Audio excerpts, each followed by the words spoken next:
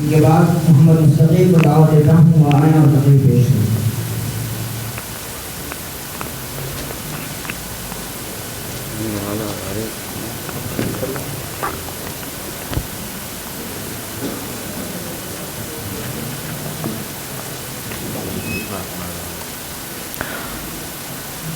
السلام علیکم ورحمۃ اللہ وبرکاتہ۔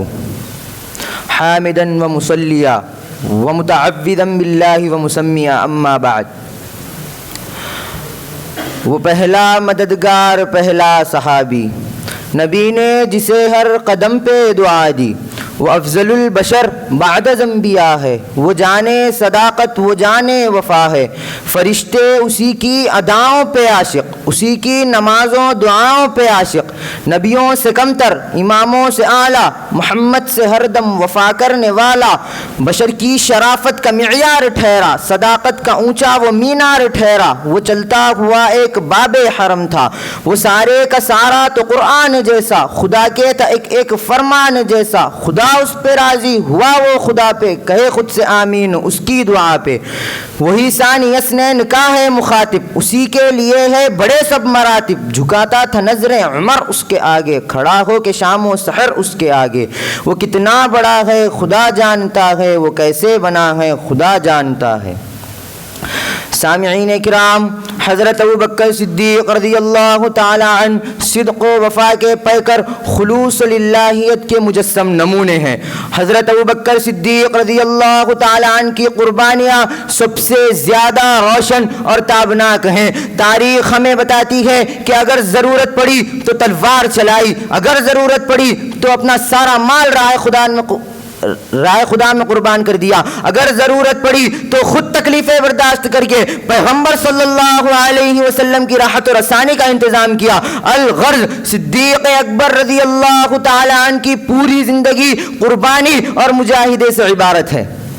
حاضرین مجلس، اسلام کا ابتدائی دور ہے، اسلام کی مخالفت میں عاشقان نبوت پر ظلم و ستم کے پہاڑ توڑے جانے لگے تو صدیق اکبر رضی اللہ تعالی عنہ نے اپنے پیسے سے غلاموں کو خرید کر آزاد کرنا شروع کر دیا۔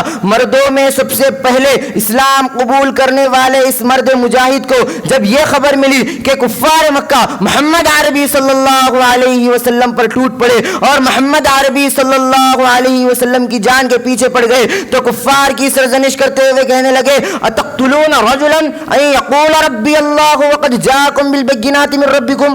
یہ سننا تھا کہ کفار مکہ کا جوش اور بھڑک گیا اور پیغمبر خدا کو چھوڑ کر عاشق پیغمبر کے پیچھے پڑ گئے اور بدن کو لہو لہان کر دیا۔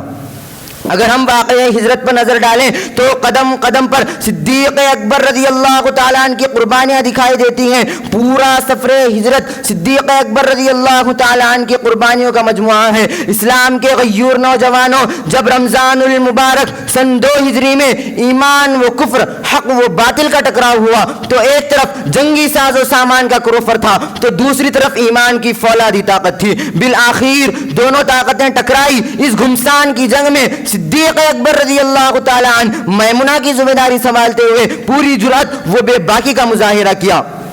چشم فلک نے یہ بھی دیکھا کہ جب صدیق اکبر رضی اللہ تعالیٰ عنہ کی نگاہ اپنے بیٹے عبد الرحمن پر پڑی تو تلوار سونت کر لخت جگر پر وار کیا، مگر وہ جد سے بچ کر نکل آیا۔ الغرض غزوہ بدر ہو یا غزوہ احد، غزوہ خندق ہو یا صلح حدیبیہ، غزوہ حنین ہو یا غزوہ تبوک، کسی بھی موقع پر قدم پیچھے نہیں ہٹایا۔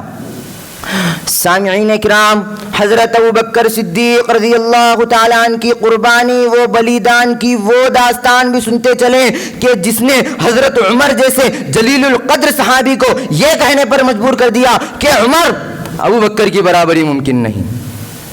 سن 9 ہجری کا واقعہ ہے۔ جہاد کی تیاریوں کے لیے حضرت عثمان غنی نے 900 اونٹ، 100 گھوڑے، 1000 دینار پیش کیے۔ حضرت عمر گھر کا آدھا اثاثہ لے آئے اور سوچا کہ آج ابوبکر سے آگے بڑھ جاؤں گا، لیکن تاریخ شاہد ہے نبوی لب ہلے۔ سوال ہوا، ابوبکر گھر والوں کے لیے کیا چھوڑا؟ تو بے ساختہ جواب دیا، پروانے کو چراغ ہے بلبل کو پھول بس، پروانے کو چراغ ہے بلبل کو پھول بس، صدیق کے لیے ہے خدا کا رسول بس۔ سامعین کرام، المختصر حیات صدیق کا ہر لمحہ اسلام کی آبیاری کے لیے وقف تھا۔ اثاثہ صدیق کا ہر جز اشاعت اسلام کے لیے حاضر تھا۔ خاندان صدیقی کا ہر فرد تبلیغ و اسلام کے لیے سرگرداں تھا۔ اللہ تعالیٰ سے دعا ہے کہ اللہ تعالیٰ ہمیں بھی دین و اسلام کے لیے قربانیاں دینے کی توفیق عطا فرمائے۔ آمین۔ وآخر دعوانا ان الحمد للہ رب العالمین۔